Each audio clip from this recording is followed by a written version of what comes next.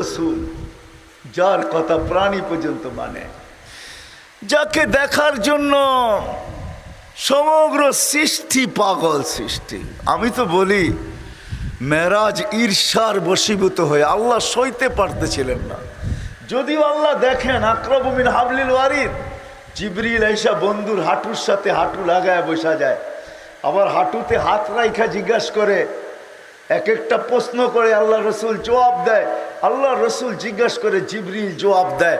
আল্লাহ মনে হয় এগুলা সইতে পারতেছিলেন না, এই জন্যই মেরাজ সংগঠিত করছেন যে জিবরিল আর চলতে দেওয়া যায় না, তুমি বন্ধুর কাছে যাবে, বন্ধুর সাথে বসবে, আর বন্ধুর কথা বলবে তুমি শুনবে, তুমি বলবে বন্ধু শুনবে, এটা আর চলতে দেওয়া যায় না। আমি বন্ধুকে উঠায় নিয়ে আসবো, আমার পাশে বসাবো, তোমাকে মধ্যখান থেকে আউট করে দিব, আমি বন্ধুকে দেখবো, বন্ধু আমাকে দেখবে, আমি বলবো বন্ধু শুনবে, বন্ধু বলবে আমি শুনবো, তুমি আউট।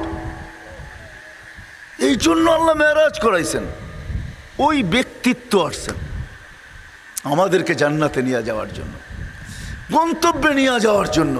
এই জন্যই তো যদি বুঝে আসে, হায় হায় সব জায়গায় সব হারাইছেন কিন্তু আমাদেরকে হারান নাই, সবাইকে ভুলছেন কিন্তু আমাদেরকে ভুলেন নাই, বা ভুলবেনও না, সব ভুলে গেছেন। আরো সে যখন গেছেন তো সব ভুলে গেছেন, আর ওটা ভুলারই মুহূর্ত ছিল। আল্লাহ কোত্থেকে তাজাল্লি দিয়েছেন মুসা আলাইহিস সালামকে, 70,000 পর্দার ওই পার থেকে তাজাল্লি দিয়েছেন।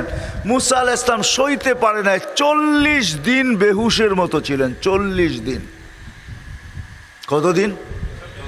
আর আমাদের নবীজি পাশে বসা, কোথায়? এখানে হারায়া যাওয়ার দরকার ছিল, কোনো পর্দা নাই। আল্লাহ জিজ্ঞাসা করছে কি চাইতে আসছেন? কয় কিচ্ছু না, উম্মত চাই, উম্মত। কি কি চাই? আল্লাহ বলে এইখানে উম্মত, এইখানে তো হারায়া যাবেন। আল্লাহর জন্য তো এই শব্দ বলা চলে না, আল্লাহ রসুলের জন্য বলা চলে। এইখানে আমার কাছে আইসা আমার ভিতরে আপনি হারায়া যাবেন, আল্লাহর জন্য উল্টাটা বলা চলে না, হারায়া যাবেন। কারণ আরশের উপরে আমার পাশে কাবা কাউসাইনি আও আদনা ফাদানা ফাতাদাল্লা ফাআওহা ইলা আবদিহি মা আওহা, এত কাছে, আপনাকে তো হারায়া যাওয়া দরকার, এইখানে উম্মত। তো যুক্তি দিতেছে আনতা রব্বুল করিম আনান নবিয়ুর রহিম কাইফা তুদাইয়ু হাদিল উম্মাহ বাইনাল কারিমি ওয়ার রহিম। শুরুতে আপনি, শেষে আমি, দুইয়ের মাঝে উম্মত জাহান্নামে চলে যাবে, আমি আমার মনকে বুঝাইতে পারবো না, এই জন্য উম্মতেই চাইতেছি। তো আল্লাহ সান্ত্বনা দিতেছে, বন্ধু কাসসামতুল কিয়ামাতা কিসমাইন, ওই নবী আসছে আমাদেরকে গন্তব্য পৌঁছানোর জন্য, যাকে আল্লাহ সম্বোধন করে বলতেছেন আনা মালিক ইয়াউমিদ্দিন, আমি কিয়ামতের মালিক বটে, আনতা সাহিবা ইয়াউমিদ্দিন। বন্ধু আপনি কিয়ামতের বাদশাহ, আপনি কিয়ামতের বাদশাহ। কারণ আল্লাহ রসুলই বলতেছে লেওয়াউল হামদি বিয়াদি, কিয়ামতের দিন আল্লাহর ঝান্ডা থাকবে আমার হাতে, কেননা আমি বাদশাহ। আমি হাদিস ওলামা আছে, চিটাগাঙ্গের বড় বড় ওলামাদের সামনে বলতেছি, আরে আল্লাহ তো এই পর্যন্ত নাইমাই আসবে না যতক্ষণ পর্যন্ত মুহাম্মদুর রাসূলুল্লাহ না চাইবেন। এটার নামই শাফাআতে কুবরা। শাফাআতে কুবরা তো এটা কি বলে, যতক্ষণ পর্যন্ত মুহাম্মদুর রাসূলুল্লাহ না চাবেন ততক্ষণ পর্যন্ত, বাদশাহ যতক্ষণ পর্যন্ত না চাবেন, মালিক ততক্ষণ পর্যন্ত নাইমা আসবে না, হিসাব কিতাবই শুরু হবে না। আমরা ছুটবো সবার কাছে, সবাই বলবে আনা লাস্তু বি আহলি, আমি এটার অধিকার রাখি না, আমার এত বড় সাহস নাই। আদম আলাইহিস সালাম থেকে নিয়ে ঈসা আলাইহিস সালাম পর্যন্ত সবার কাছে দৌড়াবে, ছুটবে, ভাগবে, অনুরোধ করবে, দরখাস্ত করবে, সবাই একই জবাব দিবে আনা লাস্তু বি আহল, আমি এটার অধিকার রাখি না। তো মুসা আলাইহিস সালাম বলবে অধিকার যে রাখে তার ঠিকানা আমি দিতে পারি তোমাদেরকে। বলছে ঠিকানা দেন, তো বলবে মুহাম্মাদুর রাসূলুল্লাহ, কেননা সেই কিয়ামতের দিনের বাদশাহ। এই জন্য আল্লাহ রসুল বলছে ইদা আনসিতু আনা খাতিবুকুম ইদা আনসিতু, তোমরা যখন চুপ থাকবে তখন আমি বলবো, তোমরা যখন চলবে তো তোমাদের আমি লিড করব। তোমরা যখন চুপ থাকবে তখন আমি বলবো, তোমরা যখন চলবে তো আমি লিড করব। তোমরা যখন নৈরাশ হয়ে যাবে তো আমি আশার আলো হয়ে তোমাদের মাঝে দাঁড়াবো। ওই মুহাম্মদুর রাসূলুল্লাহ আসছেন, যিনি আমাদেরকে গন্তব্যে নিয়ে যাওয়ার জন্য। কারণ আমরা সবাই যাত্রী, গন্তব্য আমাদের কবর, গন্তব্য আমাদের আখিরাত, গন্তব্য আমাদের জান্নাত। এই জন্য কোনো স্থানে আমাদেরকে ভোলেন নাই, কোনো জায়গায় আমাদেরকে ভোলেন নাই। তো আমি আরশ থেকে শুরু করি, কিয়ামতের মাঠে আরশে যায় ভোলেন নাই। তো আল্লাহ বলতেছে, বন্ধু কাসসামতুল কিয়ামাতা কিসমাইন, কিয়ামত দুই ভাগে ভাগ করছি। আনতা তাকুলু উম্মতি, আমি জানি আপনি উম্মতি বলে চিৎকার দিবেন, আর কেউ উম্মতের নামও নিবে না।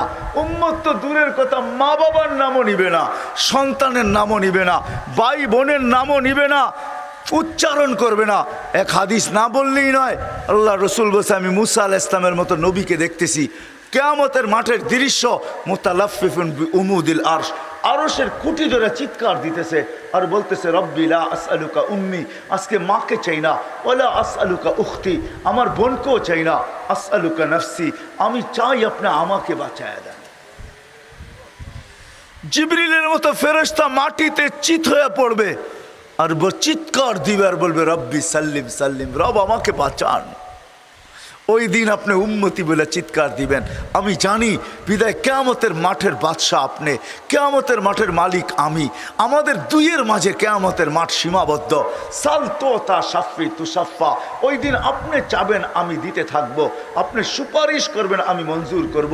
লা ইউখজিকা ফি উম্মতিক, আপনার উম্মতের ব্যাপারে আমি আপনাকে লজ্জিত করব না। ওই মুহাম্মদুর রাসূলুল্লাহ। হায় হায় হায়, ফতেহাবাদের মানুষ, টাইম অনেক লম্বা হয়ে গেছে, আমি আর লম্বা করতে চাইতেছি না। দুই একটা অবশ্যই বলবো। হয় যে নবী উম্মতকে কোনো স্তরে, কোনো স্থানে, কোনো জায়গায় ভোলেন নাই, এমনকি মৃত্যু লগ্নে দুনিয়ার থেকে যেদিন বিদায় নিতেছেন, ওই বিদায় মুহূর্তে পর্যন্ত চোখে পানি। জিবরিল জিজ্ঞাসা করছে, এই মুহূর্তে চোখে পানি, ওয়া আনতা ইলা রফিকিল আলা, আপনি এখনই তো আল্লাহর সান্নিধ্যে চলে যাবেন। আল্লাহু ইয়ান্তাযিরুক, আল্লাহ আপনার অপেক্ষায় অপেক্ষমান, আপনি কখন পৌঁছবেন, এখনো চোখে পানি আপনার। তো বলছে, ফামান লিবাদিলি উম্মতি, জিবরিল আমার জন্য চোখে পানি না, হাসানের জন্য না, হোসাইনের জন্য না, আলীর জন্য না, ফাতেমার জন্য না, আমার নয়টা ফ্যামিলির জন্য না। যদিও কারো ঘরে কোনো খাবার নাই, সব ক্ষুধার্ত, আমিও ক্ষুধার্ত, দুনিয়ার থেকে যাইতেছি, এটার জন্য আমার চোখে পানি না, আমার চোখে পানি ফামান লিবাদিলি উম্মতি, আমার পরে আমার উম্মতকে কে দেখা রাখবে।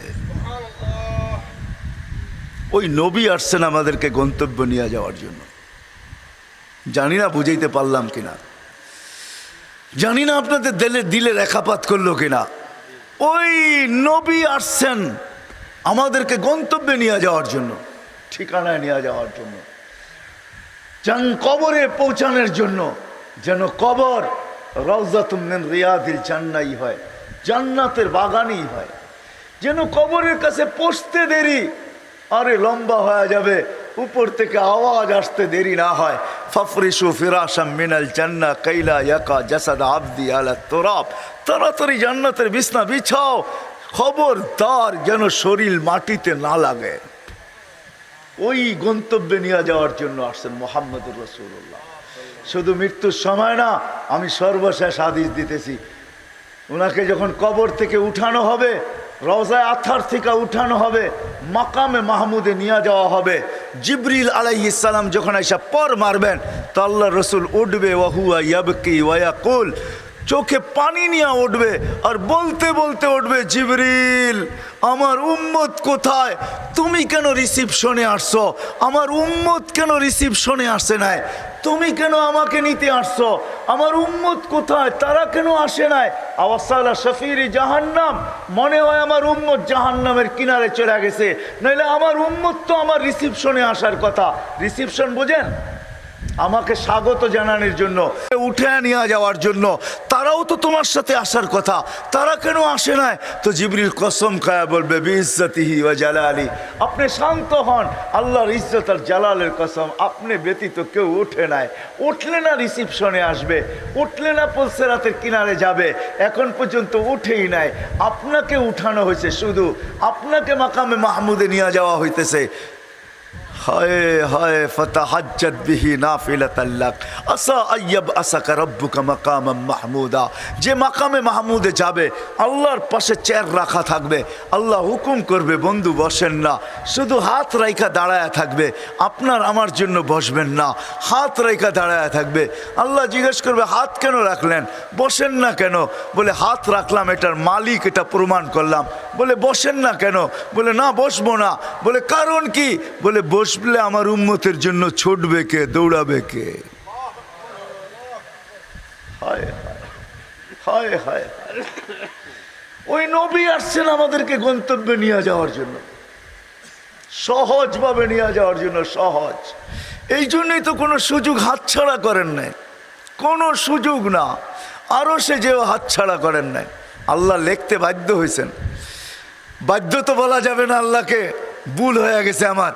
আল্লাহ আল্লাহ আল্লাহ বন্ধুকে সান্ত্বনা দিচ্ছেন, লা ইউখজিকা ফি উম্মতিক, আপনার উম্মতের ব্যাপারে আপনাকে আমি লজ্জিত করব না। আপনি যদি শুনেন ভাবেন তাইলে বুঝবেন। কিয়ামতের মাঠে বলবে আল্লাহ, আল্লাহ রসুল এক রেওয়ায়েতে আছে সমস্ত উম্মত নিচে থাকবে, আমরা উপরে থাকব। আমাদের জন্য আলাদা একটা স্টেজ বানানো হবে এই উম্মতের জন্য, আমরা ওই স্টেজের উপরে থাকব। আমাদের নবীজি আমাদের সাথে থাকবে, সমস্ত উম্মত স্টেজের নিচে থাকবে, নিচে। আমাদের জন্য পার্সোনাল গ্যালারি হবে। পার্সোনাল গ্যালারি বুঝেন? হ্যাঁ, পার্সোনাল স্টেজ হবে। আল্লাহ রসুল বলছে আমি উপরে থাকবো, আমার উম্মত উপরে থাকবে। তা আল্লাহকে জিজ্ঞাসা করবে হিসাব কিতাব কিভাবে নেবেন? তা আল্লাহ হাসবে আর বলবে সবারটা যেরকম নিব এরকমই নিব। তা আল্লাহ রসুল চোখের পানি ছেড়া দিয়া বলবেন তাইলে তো আমার উম্মতের ভুল ত্রুটি সবাই জেনে ফেলবে। আপনারা ওয়াদা করছেন আমার সাথে, আমাকে লজ্জিত করবেন না। আমার তো লজ্জা লাগবে, আপনি তো ওয়াদা করছেন লজ্জিত করবেন না। তা আল্লাহ জিজ্ঞাসা করবে তাইলে কিভাবে নিব আপনিই বলেন? আমাকে নিতে দেন, আমি একা একে নিব। তা আল্লাহ জিজ্ঞাসা করছেন বন্ধু আপনি নিলেন বুঝলাম, যদি আপনার উম্মতের এরকম গুনাহ দেখেন, হায় আমাদের জীবনে কি গুনাহ কম আছে? হায় হায় হায়। এক হাদিস আমার মনে উঠলো, আল্লাহ এক জায়গায় বলছিলেন লাউ কাশাফতু সিররাকা লাসাব্বাকান নাস, ও মানুষ তোর ভুল ত্রুটিকে আমি লুকায়া দিই, যদি আমি লুকায়া না দিয়া খুলা দিতাম তাহলে সমাজে ফুলের মালা আর তোরণ, সমাজে তোর জন্য জুতার মালা তৈরি হইতো, জুতার মালা। মানুষ তোকে জুতা পিটা করতো, জুতা পিটা। কি বলেন এরকম গুনাহ জীবনে নাই? আপনাদের নাই, আমার আছে। আল্লাহ লুকায় রাখছেন। তো বলছে বন্ধু যদি এরকম গুনাহ জানেন তখন কি করবেন? তখনও তো লজ্জা পাবেন না? পাবেন না? বলে তখন তো পাবো। বলে তাইলেও তো আপনার সাথে আমার ডিট এটার বিপরীত হয়ে যাবে। আমি বলছি আপনাকে লজ্জা দিব না। বন্ধু শোনেন, আপনার উম্মতের হিসাব কিতাব সবার সামনেও নিব না, আর আপনাকেও জানতে দিব না। আমি আল্লাহ পর্দার ভিতরে নিব, পর্দার ভিতরে। মুহাম্মদুর রাসূলুল্লাহ আমাদেরকে গন্তব্যে পৌঁছানোর জন্য আসছেন, কোনো ক্ষেত্র ছাড়েন নাই, কোনো জায়গা ছাড়েন নাই যেখানে চোখের পানি না জড়াইছেন। আমি কতটুকু বুঝাবো আপনাদেরকে? জিবরিল মিকাইল জিজ্ঞাসা করছে মা জালা আরা কাতাব কি, যখনই দেখি তখনই চোখে পানি, কারণটা কি আপনার? মুহাম্মদুর রাসূলুল্লাহ সাল্লাল্লাহু আলাইহি ওয়াসাল্লামকে জিজ্ঞাসা করছেন, দুইজন সবসময় সঙ্গে থাকতেন। তো আল্লাহ রসুল উল্টা প্রশ্ন করছে, তোমাদেরকেও তো দেখি চোখে পানি। জিবরিল মা জালা আরা কাতাব কি, যখনই দেখি তুমি কাঁদো। মিকাইল মা জালা আরা কাতাব কি, যখন তোমাকে দেখি তুমি কাঁদো। তো জিবরিল বলছে যেদিন থেকে জাহান্নাম দেখাইছে ওই দিন থেকে চোখের পানি থামে না। মিকাইল বলছে যেদিন থেকে শয়তানকে বিতাড়িত করছে ওই দিন থেকে ভয়ে আর চোখের পানি থামে না। আপনারটা কেন থামে না? বলে যেদিন থেকে জান্নাত আর জাহান্নাম দেখা আসছি, উম্মতকে গন্তব্যে কিভাবে পৌঁছাবো ওই ব্যথায় আর থামে না, ওই ব্যথায় চোখের পানি থামে না। যে চোখের পানি কখনো থামে নাই। আমি দেখাইলাম কবর থেকে উঠার পরে কিয়ামতের মাঠে তো কাঁদবেনই কাঁদবেন, দৌড়াবেনই দৌড়াবেন, ছুটবেনই ছুটবেন। যে কোনো সুযোগ আমাদের জন্য। একবার মাত্র দোয়া দিছে আম্মা জান আয়েশা রাদিয়াল্লাহু তাআলা আনহাকে, উনি লুটুপুটু খুশির চোটে গড়াগড়ি খাইতেছিলেন। আল্লাহ রসুল বলছে এত খুশি, বলে আমাকে যেই দোয়া দিছেন এটাই আমার জন্য যথেষ্ট, আমি খুশি হব না তো কে খুশি হবে? বলছে আয়েশা তোমাকে জীবনে একবার দিলাম, আমি ডেলি আমার উম্মতকে এই দোয়া 5 বার দিই। আমাদেরকে গন্তব্যে নিয়ে যাওয়ার জন্য আসছেন, জান্নাতে পৌঁছানোর জন্য আসছেন ওই মুহাম্মদুর রাসূলুল্লাহ। হাজারো ক্ষেত্র আপনাদেরকে আমি দেখাইতে পারি। 70,000-এর সুসংবাদ নিয়ে আসছেন। জিবরিল ভাবছে যে আল্লাহ রসুল খুশিতে বাগ বাগ হয়ে যাবেন, শুনাইতে দেরি, চেহারা মলিন হইতে দেরি হয় না। বলছে চেহারা মলিন কেন? বলে মাত্র 70,000, 1.25 লক্ষ তো আমার সাহাবি, কিয়ামত পর্যন্ত উম্মতের কান্ডারি আমি, কিয়ামত পর্যন্ত উম্মতের কি হবে? বলে আপনি কি নিবেন না? বলে না, আমি নিব, কিন্তু 70,000 নিব না, বাড়ায়া নিয়ে আসো। রেওয়ায়ত অনেক লম্বা। জিবরিল গেছেন, আসছেন, বলছে না 70,000-এর উপরে সংখ্যা বাড়বে না, কিন্তু আপনাকে আল্লাহ লজ্জিত করতে চায় না, আপনাকে আল্লাহ দুঃখ দিতে চায় না, আপনার চেহারায় বাজ দেখতে চায় না, আপনার চেহারা মলিন দেখতে চায় না, আপনার চেহারা হাসিহীন দেখতে চায় না। আল্লাহ ব্যবস্থা করছেন 70,000-এর প্রত্যেক ব্যক্তি 70,000 হাতে ধরে জান্নাতে নিয়ে যাবে। কতজন হবে জানেন? হ্যাঁ জানেন কতজন হবে? 490 কোটি হিসাব কিতাব ছাড়া জান্নাতে যাবে। কত? 490 কোটি কয়টায় হয়? কজনে হয়?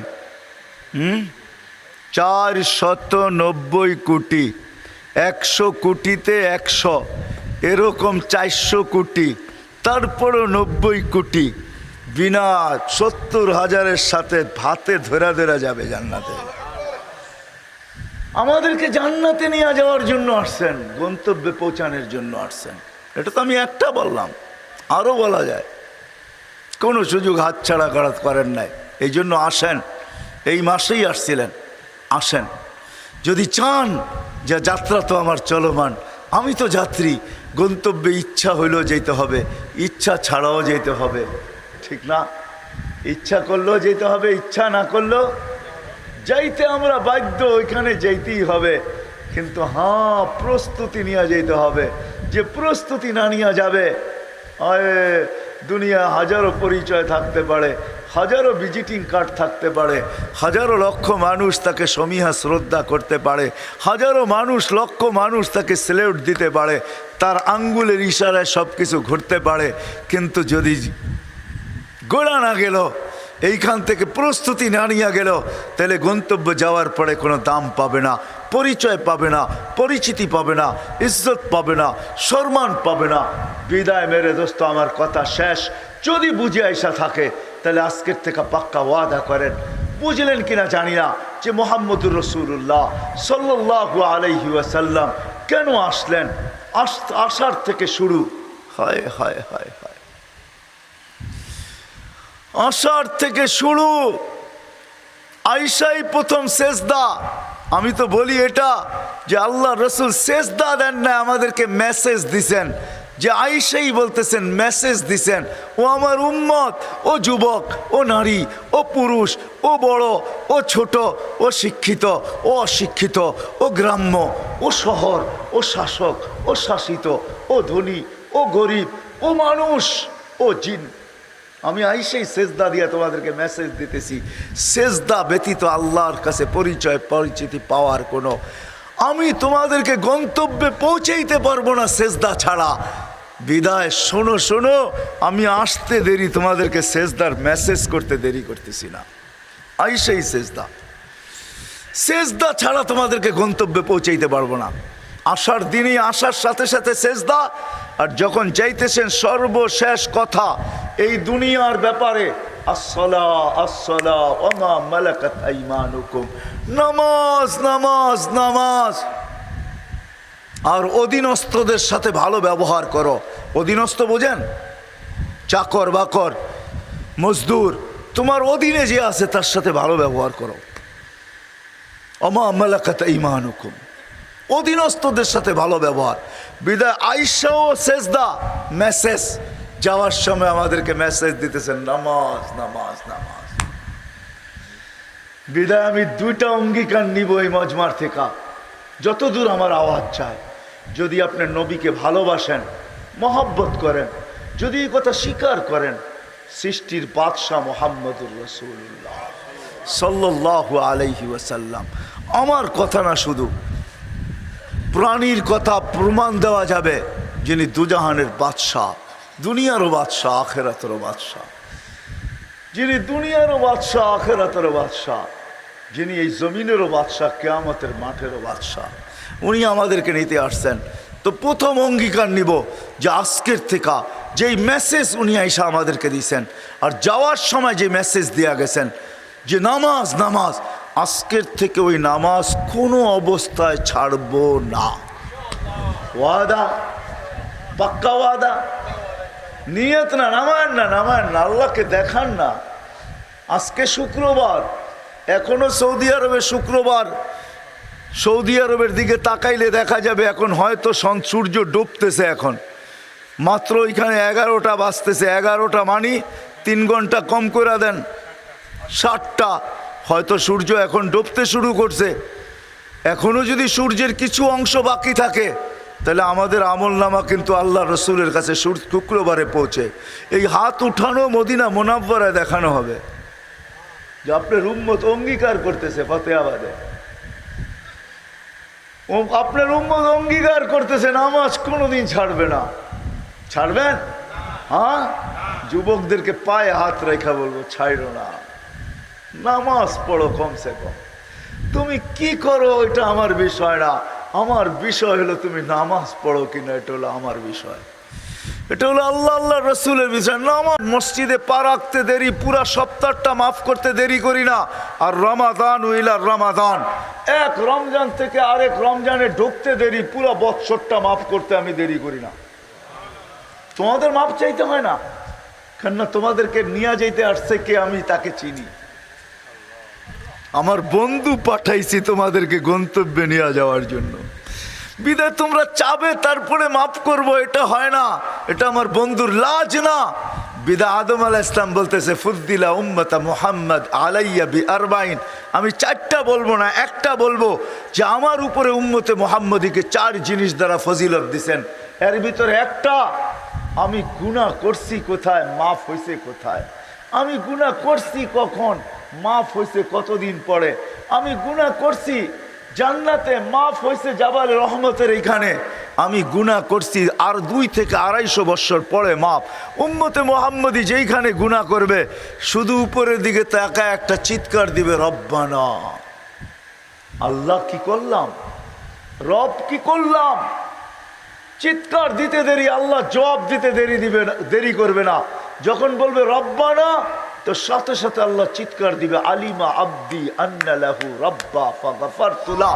আল্লাহ বলে আমি সাড়া দিতে, চিৎকার দিতে দেরি করব না যে উম্মতে মুহাম্মাদি আমার বন্ধুর উম্মত, তুমি আমাকে রব বলে স্বীকার করলা, মাফ তুমি যদিও চাও নাই, কিন্তু আমি তোমাকে মাফ করতে দেরি করব না, তোমাকে মাফ করে দিব, মাফ করে দিলাম।